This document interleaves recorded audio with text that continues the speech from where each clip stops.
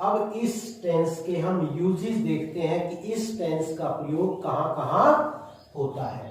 इसमें ज्यादा यूजेस नहीं है, केवल 2 यूज जो हमें ध्यान में रखने हैं। सबसे पहला, जैसे कि इसका नाम है कंटिन्यूअस या पास्ट प्रोग्रेसिव भी बोलते हैं, इसका मतलब कोई एक्शन जारी है, लेकिन वो एक्शन कब है? इन द पास्ट। पास्ट कंटिन्यूअस, अतीत में। कंटिन्यू का मतलब जारी रहना। पास्ट प्रोग्रेसिव, इसका मतलब अतीत में कोई कार्य जारी रहने को हम के लिए हम किसका उपयोग करते हैं? Past continuous. हमने किया कि पास्ट इंडेफिनिट के अंदर क्या किया, देखिए अतीत के अंदर किसी निश्चित समय पर होने वाला कार्य, लेकिन यहां पर अतीत में किसी निश्चित समय पर जारी रहने वाला कार्य, यानी किसी कार्य को जारी रहना दर्शाने के लिए हम पास्ट कंटिन्यूअस टेंस का प्रयोग करते हैं। तो भाई, to talk about an action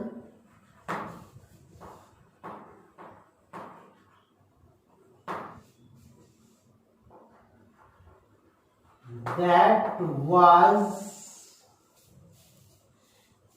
in progress. That was in progress at a particular time in the past.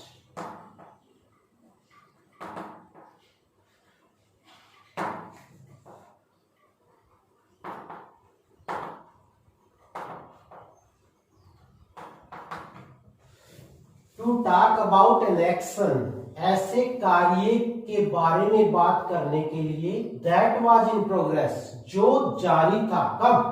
Eight a particular time in the past, निश्चित में, किसी निश्चित समय पर।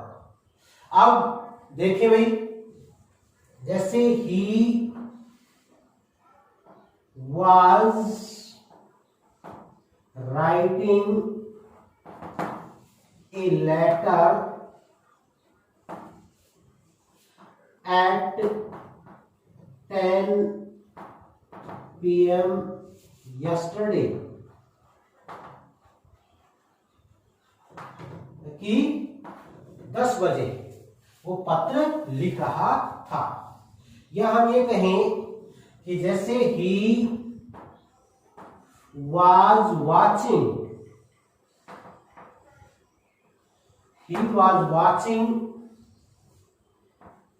TV when I went to see him, जब मैं उससे मिलने गया तो वह टीवी देख रहा था। यानी कि कब? उस समय जब मैं उसे मिलने गया। तो ऐसे कार्य को व्यक्त करने के लिए जो to talk about something,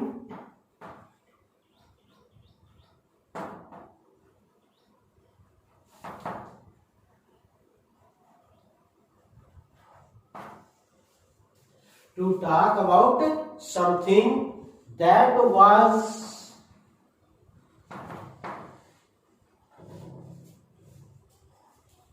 already in progress,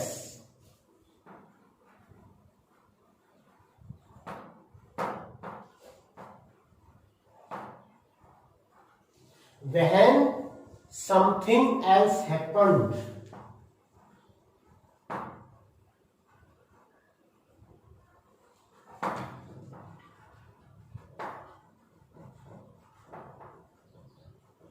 कि जब कुछ घटित हुआ तो कोई कार्य पहले ही कुछ चल रहा था, कोई एक्टिविटी हो रही थी, तो उसके लिए हम पास्ट कंटिन्यूअस टेंस का प्रयोग करते हैं।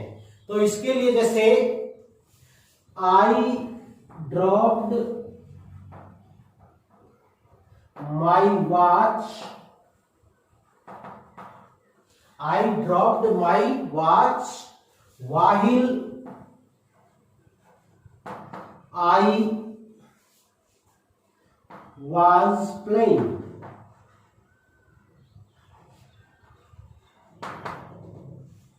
I dropped my watch while I was playing. जिस दौरान मैं खेल रहा था मैंने अपनी घड़ी गिरा दी, यानी मेरी घड़ी गिर गई। इस प्रकार हम देखें कि भाई ये भी कह सकते हैं कि एक new thing happened in the middle of a longer action.